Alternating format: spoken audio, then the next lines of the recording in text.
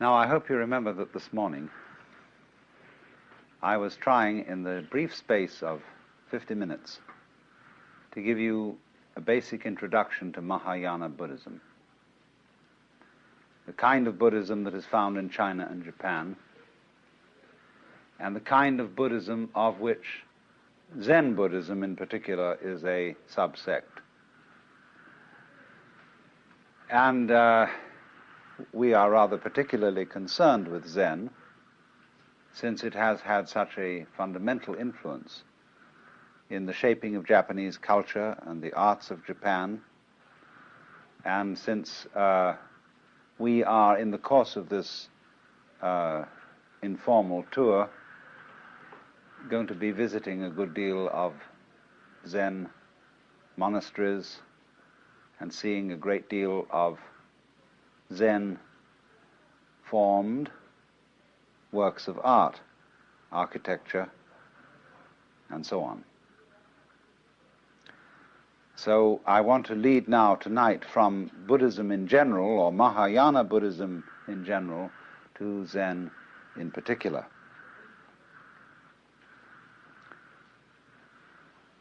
Now, Zen plays a little game with you. Whenever anybody like myself or Dr. Suzuki talks about Zen, all the other people say, because they talk about it, they don't understand it. Those, in the words of Lao Tzu, who know do not say. Those who say do not know. And yet he said that. He wrote a book of several 80 chapters or so to explain the Tao and the De, its power, and nobody can help themselves. They've got to talk. Human beings are a bunch of chatterboxes. And when we've got something in our minds that we want to talk about, we talk. Now, poetry, though, is the great language, because poetry is the art of saying what can't be said. Every poet knows this. You're trying to describe the indescribable, and every poet also knows that nothing is describable. Whether you take some sort of ineffable mystical experience at one extreme, or whether you take an ordinary rusty nail at the other, nothing is really describable. In the words of the famous Count Korzybski, whatever you say something is, it isn't. We used to have a professor at Northwestern who would produce a match booklet in front of his class and would say to them, "What is it?" And they would say, "Match booklet." He'd say, "No, no, no. Match booklet is a noise. Is this a noise? What is it?" And so to answer this, he'd throw it at them. That's what it is. So in this way, you see, nothing can really be described. And yet, on the other hand, we all know perfectly well what we mean when we talk. If you shared an experience with somebody else, then of course you can talk about it. We can all talk about fire and air and water and wood because we know what it is. And there's no mystery. And so in the same way, when it comes to discussing something so esoteric as Zen, it can be discussed. Only, Zen people play games with each other. They play little tricks. They test each other out by saying to somebody, I remember when I met Paul Reps for the first time, who wrote that lovely book, Zen Flesh and Zen Bones. And he said to me, "Well," he said, "you've written quite a number of books by now. You must think you're pretty fancy." I said, "I haven't said a word." This is simply a Zen game. And people sort of feel each other out. There's a poem which says, "When two Zen masters meet each other on the road, they need no introduction. Thieves recognize one another instantaneously."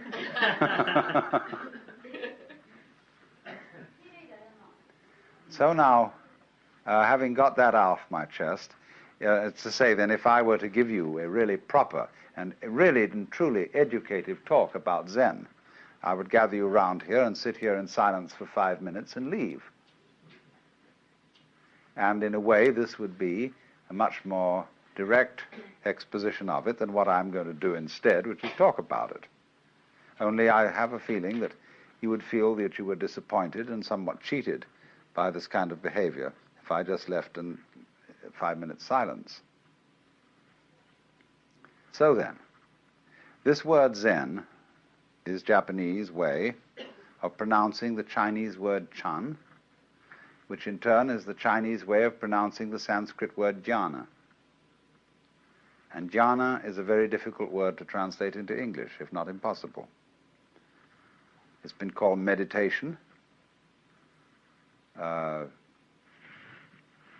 Meditation in English generally means sitting quietly and thinking about something, and that's not what Zen is.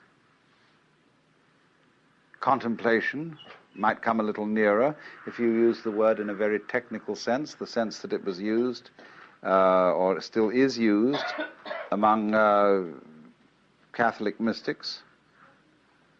Perhaps that's something a bit like Zen. But again, contemplation, as we normally use the word, has a sense of inactivity, a sense of not doing anything, of being completely still and passive, whereas Zen is something highly active.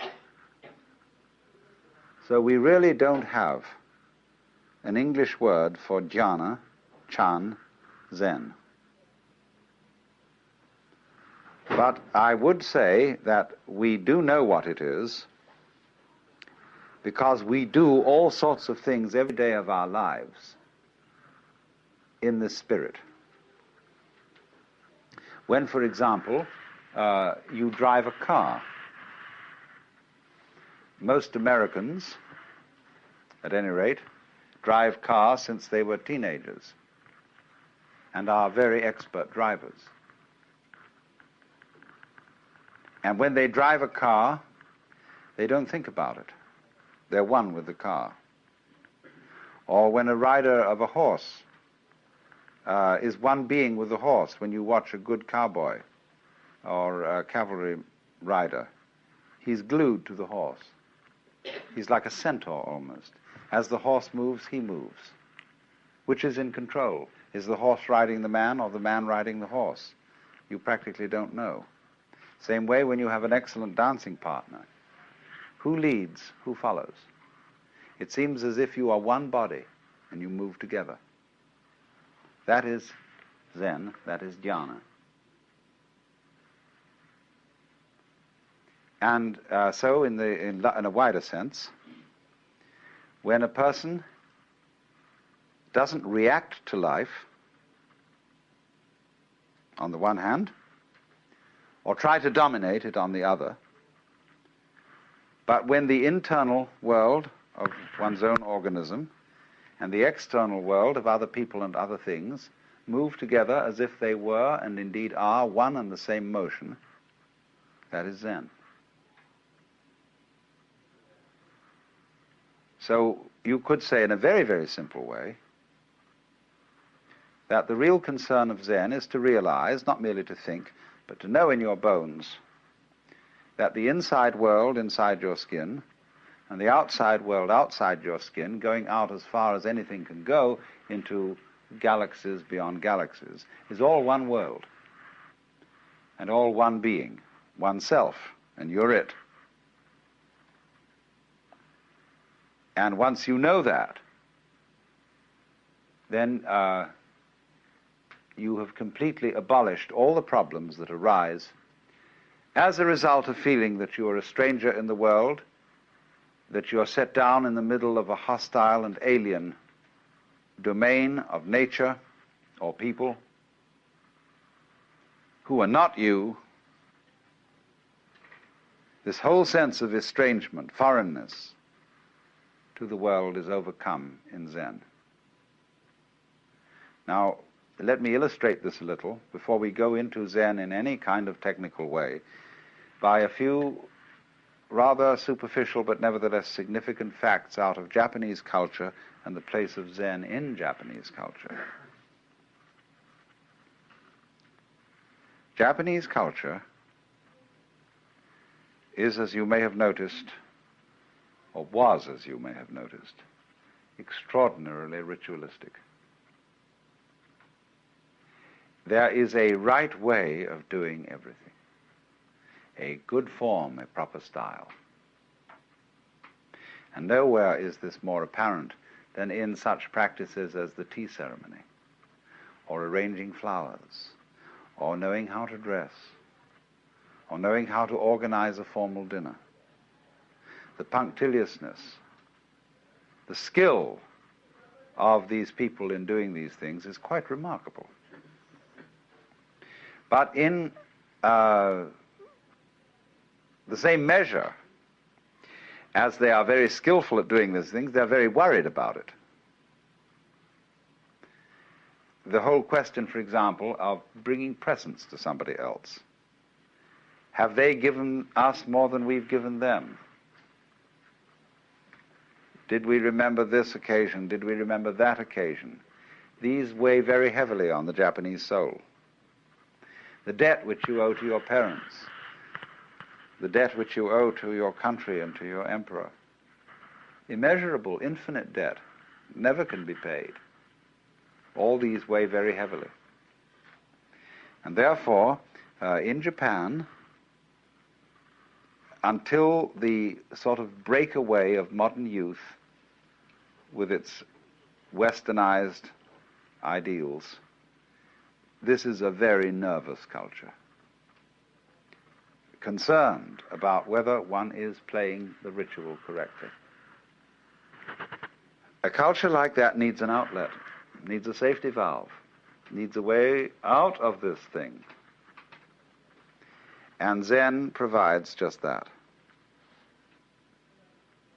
And so, by contrast, when you meet a Japanese who is thoroughly trained in Zen, he is a different kind of personality altogether from ordinary Japanese. He is, in manners, not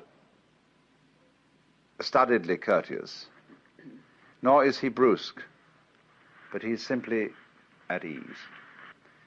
He gives you his whole attention, so long as you give him your whole attention. If you start wandering and frittering, he's got work to do and he promptly leaves. But so long as you are wanting to talk to him, he is there for you and for nobody else. And he sits down, and he really sits. You know, he doesn't worry about whether he ought to be somewhere else. And so unable to sit with complete serenity in one place. You know, if you have half an idea that you ought to be worrying about something out in the garden, or that you ought to be cooking dinner, or that you ought to be down in your office or something, you can't sit where you are. You're not really there. You're a kind of gas balloon that keeps wanting to wander off. But these people, when you'll see, as you meet people connected with Zen, even sometimes the most neophyte, novice of a priest, has this atmosphere of knowing how to live in the present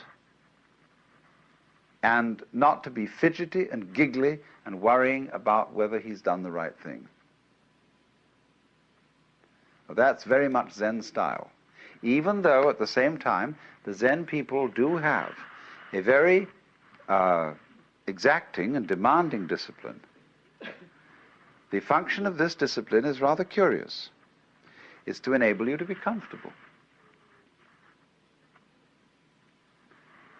It's to enable you, for example, to sleep on a concrete sidewalk on a cold, wet night and enjoy it. To relax completely under any situation of hardship.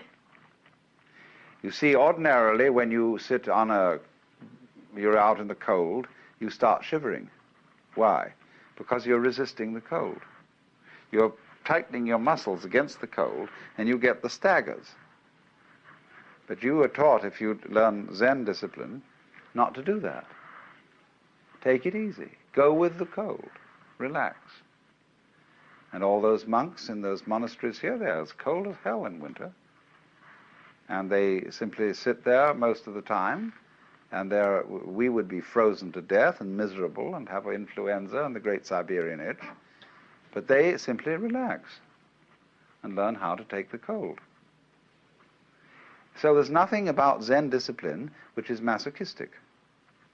It isn't to beat your body because your body's bad and is a creation of the devil or something. It has nothing to do with that. It is how to be comfortable under all circumstances. But that, again, is something rather incidental to the main question of Zen.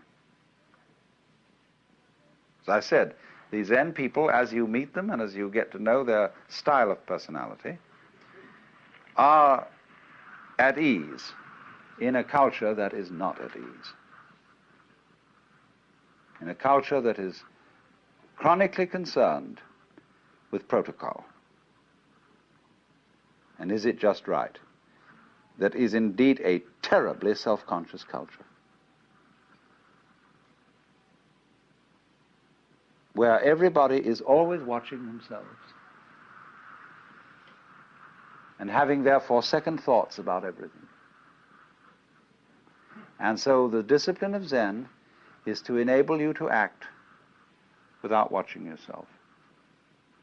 We would say unself-consciously. But Japanese are as terrified of this as we are. They think, and we think, if I don't watch myself, I'll make a mistake. If I don't hold a club over myself, I'll cease to be civilized and become a barbarian.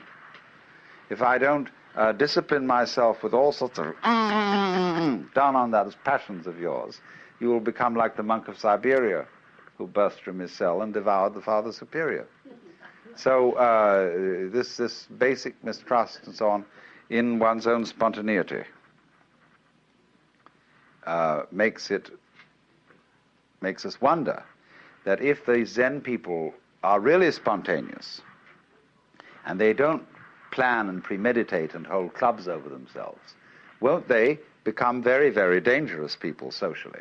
Won't they go out and rape their mothers and daughters and murder their grandmothers to inherit their fortunes and so on and so forth? And Zen people just don't do that. And yet they are perfectly spontaneous. So then, let me try then and indicate how this discipline called Zen actually works. This will involve a little bit of letting the cat out of the bag, but can't be helped. Let's go back to what I told you was fundamental to Buddhism. Buddhism is unlike other religions in that it does not tell you anything. It doesn't require you to believe in anything. Buddhism is a dialogue. And what are called the teachings of Buddhism are nothing more than the opening phrases or opening exchanges in the dialogue. Buddhism is a dialogue between a Buddha and an ordinary man, or rather someone who insists on defining himself as an ordinary man, and thereby creates a problem. I quoted you this morning our saying that anybody who goes to a psychiatrist ought to have his head examined. And in exactly the same way, in this culture, anybody who goes to a guru, a spiritual teacher, or a Zen master, or whatever, ought to have his head examined. Or as the old Chinese master Tokuzan put it, if you ask any question, you get 30 blows with my stick. If you don't ask any question, you get 30 blows just the same. In other words, what the hell are you doing around here? Defining yourself as a student and defining me as a teacher. In other words, you have raised a problem. And in the way of training of Zen, this is very clearly emphasized. If you go to a Zen teacher and you approach him in the traditional way, the first thing he will do is to say, I haven't anything to teach. Go away. Well, you say, what are these people doing around here? Aren't they your students? You say, well, they're working with me, but unfortunately, we are very poor these days. We don't have enough rice really to go around and make ends meet. And we can't take on anybody else in this community. So you have to insist to be taken in. Every postulant for Zen training assumes immediately that the teacher has given him the brush off in order to test his sincerity. In other words, if you really want this thing, you've got to work for it. That isn't the real point. The point is that you've got to make such a fuss to get in that you cannot withdraw gracefully after having made such a fuss to get in. Because you put yourself on the spot and you define yourself as somebody needing help or as somebody with a problem who needs a master in order to be helped out of the problem. So then, when you've done this, in the old days, of course, and it's still the formal rule among the Zen monasteries here, that when you're a postulant and you want to come in, you have to sit outside at the gate for a week or maybe only 5 days in a position of supplication with your head on bowed down on the steps. And they let you in at night because they must give hospitality to any wandering monk, but you're expected not to go to sleep any of those 5 nights, but to sit there in meditation. And they give you food. But you sit and you sit and you sit there and you make a damn fool of yourself, saying, I insist on getting into this thing. I insist on learning. I want to know what the secret of this master here is. And he's told you from the start that he doesn't have a secret and that he doesn't teach anything. But you insist that he does. See, that is the situation of everybody who feels that life is a problem to be solved. Whether you want psychoanalysis, whether you want integration, whether you want salvation, whether you want Buddhahood, whatever it is you define yourself as wanting, you created the problem. What is the real problem that everybody brings to these teachers? What is it all about? It's basically this, isn't it? Teacher, I want to get one up on the universe. I feel a stranger in this world. I feel that it's a problem in that having a body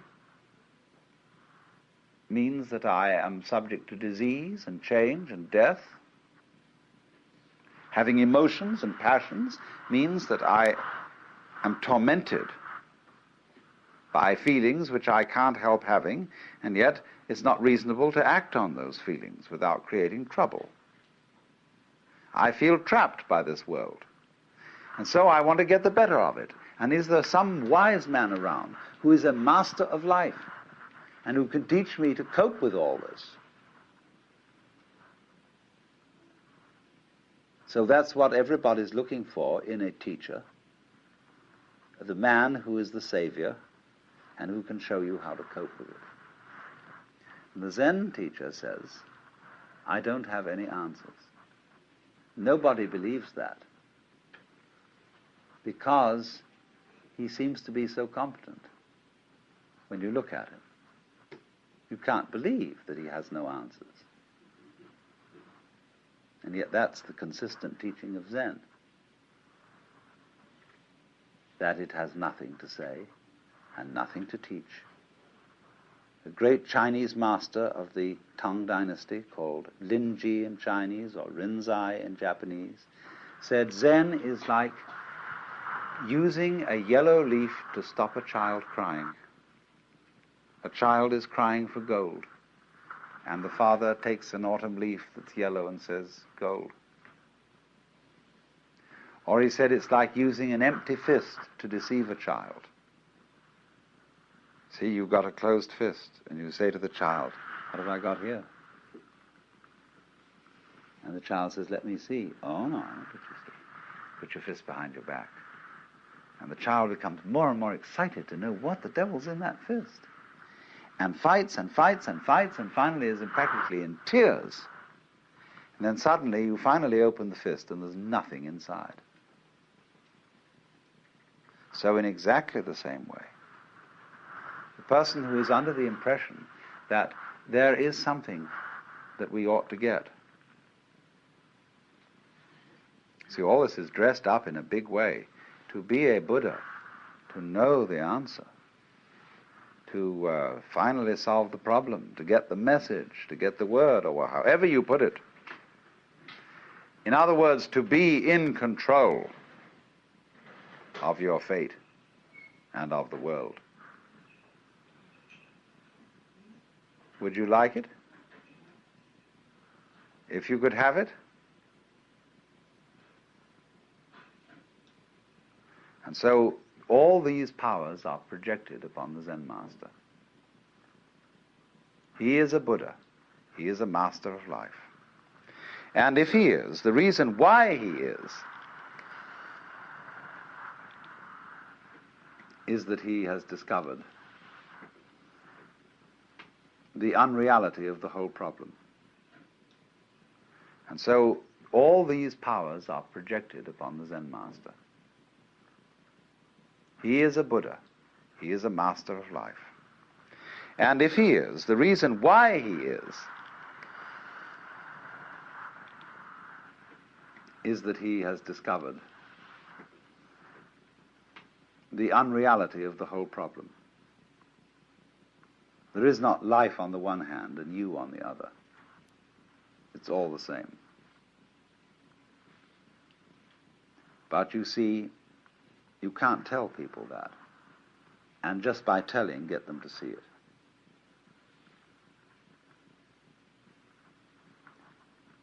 Just in exactly this way, people who know that the earth is flat can't be reasoned with. People who believe that the Bible is the literal word of God, absolutely impossible to reason with them at all, because they know it is so. So in the same way, we tend to know that we're all separate, poor little me, and that we are in need of salvation or something. And we know this is so. And so somebody says, well, you're not really that. You know that that feeling of separateness is an illusion. Well, that's all very nice in theory, but I don't feel it. So what will you do? What will you do with a person who is convinced that the earth is flat? There's no way of reasoning with him. If it's for some reason important that he discover that the earth is round, you've got to play a game with him. You've got to play a trick on him. You tell him, great, the earth is flat. Let's go and look over the edge. Wouldn't that be fun? Of course, if we're going to look over the edge of the earth, we must be very, very careful that we don't go round in circles, or we'll never get to the edge. So we've got to go along consistently, along a certain line of latitude westwards. And then we're going to come to the edge of the earth, just so long as we're consistent. In other words, in order to convince a flat earthist that the world is round, you've got to make him act consistently on his own proposition and go consistently westwards to find the edge of the world. Now, at last, by going consistently westwards, he comes back to the place where he started, he's been convinced that the earth is at least cylindrical. And he may believe you. Then take it on faith that if he goes along a line of longitude, the same thing will happen. But you see, what you did was to make him persist in his folly. Now that's the whole method of Zen. To make people become perfect egotists. And so explode the illusion of the separate ego. So what happens? In effect, then, in the discipline of Zen, when you finally convince the master that you are stupid enough to be accepted as a student, because you've persisted and because you've defined yourself as someone having a problem, he has warned you well in advance that he has nothing to teach. But he says, now I will ask you a question. There are many ways of asking this question, but they all boil down to one common theme, and that is, who are you? You say you have a problem. You say you would like to get out of the sufferings of life. You say you would like to get one up on the universe. I want to know who's asking this question. Show me you. And only they put it in such ways as, before your father and mother conceived you, what was your original nature? Questions like that. And they'll say, now, look, I want to be shown. I don't want a lot of ideas about who you are. I don't want to know who you are in terms of a social role. You know, that you have such degrees or you have such professional qualifications and such a name and such a family. All that's the past. I want to see you genuinely now. It's like saying to a person, now, don't be self-conscious, see? I want you right this minute to be completely sincere. Come on now. Well, nothing is better calculated to make a person incapable of sincerity. It says when relatives come and aunts and uncles and there's a little child and they want to review this child and see it, and the parents say to the child, darling, come on now and play for us. See, and the poor child is completely nonplussed. Doesn't know what to do. Because you cannot play on demand.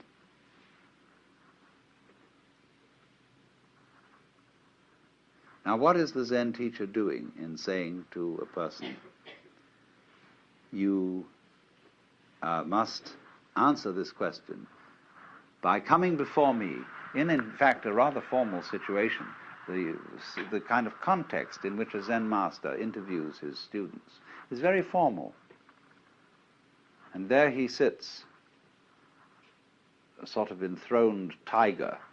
He's definitely, in this culture, a sensei, authority figure. And so he's the last kind of person you can be spontaneous with. Because you feel that he knows you through and through. And that, do you know, ever read that story of von Kleist about a man who has a fight with a bear?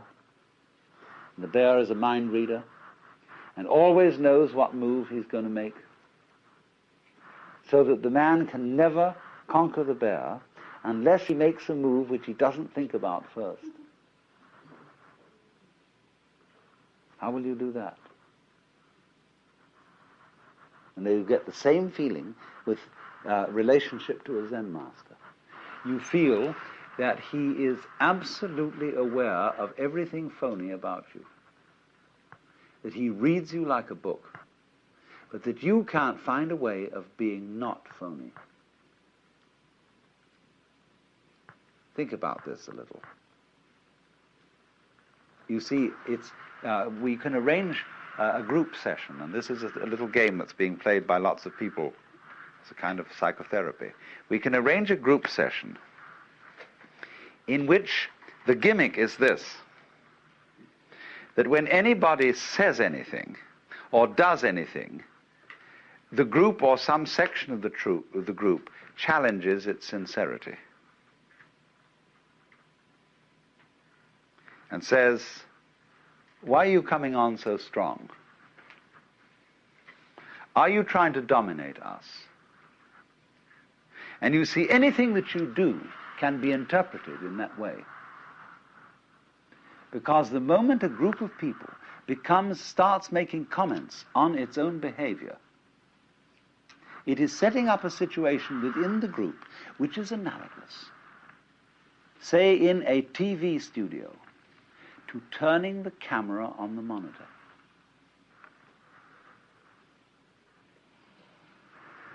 So when we start thinking about thinking, being aware of being aware, this is what is called in the Japanese the observing self. I watch myself all the time, see? You are in a hopeless mess. But this is the price that human beings pay for having become self-conscious. Anxiety and guilt. Anxiety because, am I sure that I thought this out sufficiently carefully? When I left the house, did I turn off the gas stove? And incidentally, I remember turning it off, but can I trust my memory? I've learned to think about memory now, and I wonder if I can trust it. Maybe I better go back and look. I went back and I looked. But did I really see? I'm thinking about my sight and whether this is quite authentic.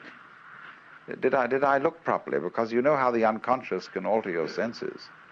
And so I better go and look again. See, soon now I've got into a sort of vicious circle where I'll never get away from the house. And all this sort of getting mixed up is the penalty we pay for the advantageous gift of being able to know that we know. There was a young man who said, though, it seems that I know that I know. What I would like to see is the I that knows me when I know that I know that I know. And so this is the Zen trick. It's to put you into this situation in a very crucial way. To think about, thinking about, thinking about, thinking about. Or, just the same thing, to make a very strong effort not to think. That's Zazen. Sit, let your senses operate, and be responsive to whatever there may be around, but don't think about it. But now this is already thinking. I'm thinking about not thinking. How will I stop thinking about not thinking? So there you are. See, you're all caught up. It's like somebody came to you and they put tar in one hand, or molasses, feathers in the other, slapped the two hands together and rubbed them around and said, now pick off the feathers. So you see what happens. The teacher is well aware that he's played this trick on you. And he's going to see what will happen if you act, and he's going to help you to act consistently on this foolishness. Now, you see, what he's done is he's simply made a special case of what society does to us all anyhow. And this is true of most cultures. The high cultures of the world, whether they're of the East or whether they're of the West, play a game on every new member. They don't know they're playing this game because their forefathers played it on them. And they're still its hopeless victims. The game is called the double bind. And the formula under whose auspices everybody comes into this world is as follows. You are required to do something which will be acceptable only if you do it voluntarily.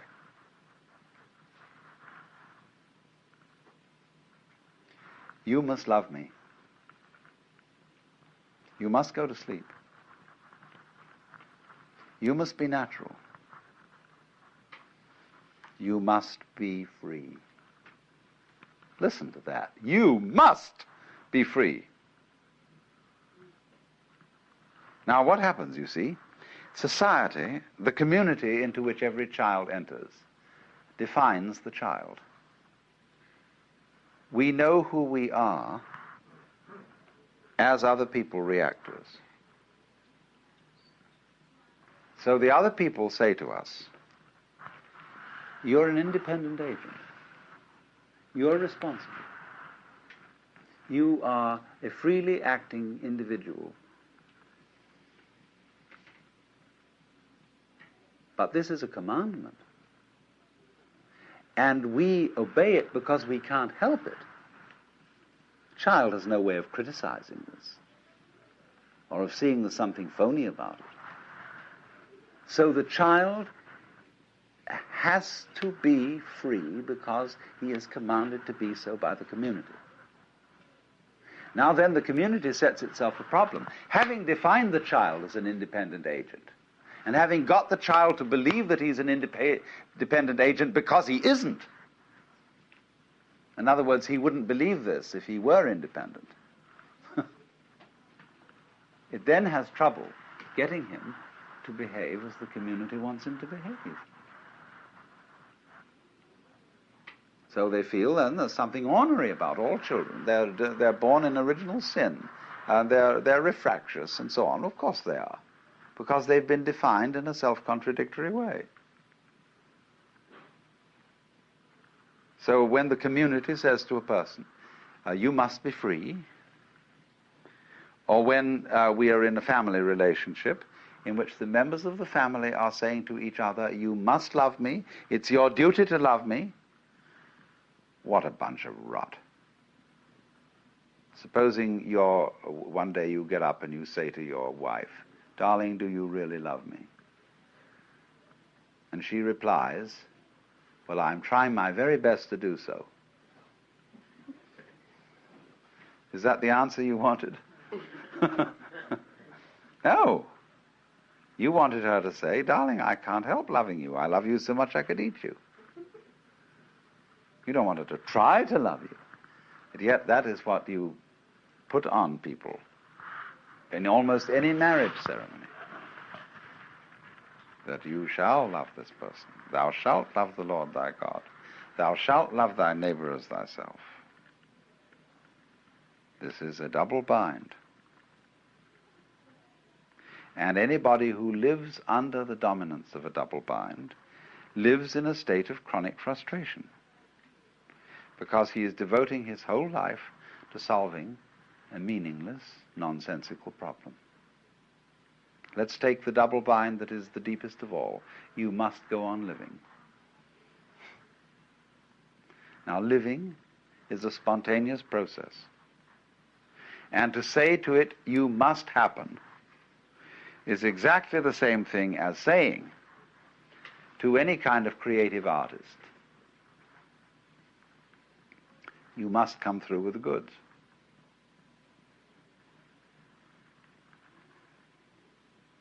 Tonight you must give the superb performance, and above all you must be unself-conscious. Well, this is being done to us all the time.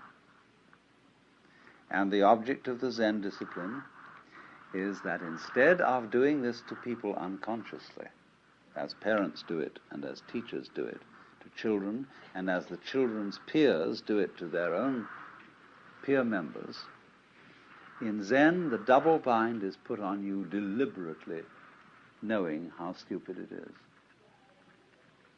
The teacher is well aware of everything he's doing and what tricks he's playing on you, because he has behind it all the compassionate intent of getting you into such a fierce double bind that you will see how stupid it is. So then, what happens is this. He gives you the double bind. Be genuine. I want to see you do something that is the real you. I had a friend who was studying Zen, and he was given some koan like this to work on. And when he was one day going for his interview, he walked through the garden that connected the sodo, or the monks' study quarters with the master's place, and there was a big bullfrog. Bullfrogs in this country are rather tame. People don't eat them. And so he swept up the bullfrog and dropped it into the sleeve of his kimono. And when he got in front of the teacher to answer the koan, that is to say, to do spontaneously produce his genuine self, he produced the bullfrog. And the teacher looked at it and shook his head and said, too intellectual. Or, as we might say, too contrived, too studied. That's not yet you. Now, do you see the bind in this? It's like being told that everything is all right at this moment so long as you don't think of a green elephant. So try not to think of a green elephant. See? Now, as he works at this, as he tries to produce the genuine you, the teacher really strings him out on this and makes him work and work and work over a period of many months until he comes to the point of seeing this. There is nothing you can do to be genuine. The more you do, the phonier you are. But at the opposite extreme, there is nothing you can not do. That is to say, you cannot give up trying to be genuine. You can't relax, and be completely passive and say, well, let's forget about it. Let's think about practical matters and forget all these spiritual concerns. The moment you do that, your abandonment of trying is itself an insidious form of trying. For example, there's a very interesting Hindu teacher by the name of Krishnamurti that many of you may know about. And he tells people, that all their religious inquiry, their yoga practices, their reading religious books and so on, is nothing but a form of perpetuating one's egocentricity, but on a very refined and highbrow level. So he gets a kind of disciple who studiously avoids reading any kind of philosophical or edifying book. They are reduced to reading mystery stories. And they become devoted non-disciples. See, what a clever bind that is. It's the same as the Zen technique. You can't, in other words, let go of your... we've seen, you see, my point was at the beginning, we saw that the way of Buddhism is to let go of yourself, to see that you live in a universe in which nothing can be grasped. Therefore, stop grasping. So here's the problem. I come and say to the teacher, teach me not to grasp. He'll say, why do you want to know? And he shows you that the reason why you want to stop grasping is that it's a new form of grasping. You feel that you will beat the game by being unattached. See, it's horrible to grieve when somebody you love dies. So maybe by being unattached to that person, I can avoid grief. Pretty cold, isn't it? Maybe, you see, by not having an ego, when life comes and bangs on me, if there's nobody there, it'll be all right. So that's why I want non-ego state. That's phony. All this is a new way of safeguarding and protecting the ego. So this is the way in which Buddhism is a dialogue. So you see, if you go back to fundamental primitive Buddhism, people say to the Buddha, I want to escape from suffering. It's a perfectly honest statement.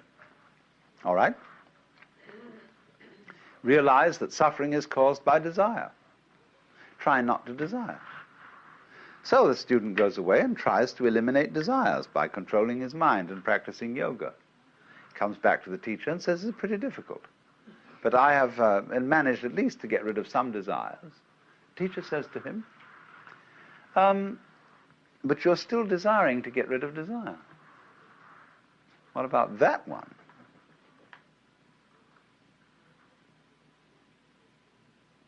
And then the student sees that if he tries to stop desiring to get rid of desire, but then he's got to stop desiring to get rid of not desiring to desire. And suddenly he finds himself once more with molasses in one hand and feathers in the other, absolutely tied up in a vicious circle.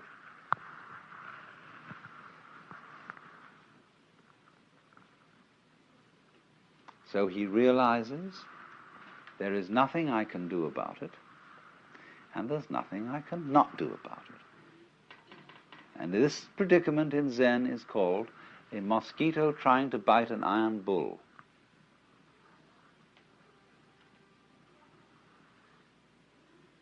A position of such psychic extremity that nothing can be done about it. Now the point here is, what does this situation mean? When you find yourself in that kind of a trap, what's the meaning of the trap? Why, that's very simple. If there's nothing you can do, and also nothing you cannot do about a given situation, it means that you are phony. That, in other words, what we call a separate ego isn't there. Of course it can't do anything, because it is not an agent. And by virtue of the fact that it can't do anything, equally, it can't not do anything. It's completely phony. So what has happened is, to expose the fiction of there being a separate ego, either to force its actions upon the world, or to have the actions of the world forced upon it as a puppet. This thing just doesn't exist, except as a figment of the imagination, or except as a game rule. Let's pretend everybody is responsible, is independent, is separate. Sure, that's a great game, but it's a game.